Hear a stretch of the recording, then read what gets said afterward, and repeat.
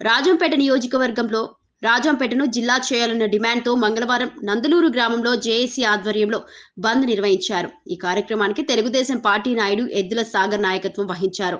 ఉదయం నుంచే నందలూరు గ్రామం మొత్తం బంద్ వాతావరణంలోకి వెళ్లింది. ఈ బంద్కు వ్యాపారస్తులు, విద్యా సంస్థలు, ప్రభుత్వ కార్యాలయాలు సహకరించాయి. దుకాణాలు స్వచ్ఛందంగా మూసివేయగా పాఠశాలలు, కళాశాలలు కూడా కార్యకలాపాలను నిలిపివేశాయి. ప్రజలు పెద్ద సంఖ్యలో పాల్గొని బంద్ను ప్రశాంతంగా నిర్వహించారు. నువ్వే జరిపినావు. జై రాజంపేట, జై రాజంపేట, రాయ చోటే వద్దు, రాయ చోటే వద్దు, వద్దురా వద్దురా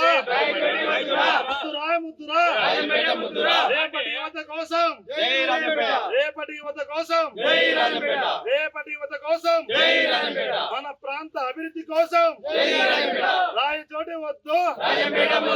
జై రాజంపేట.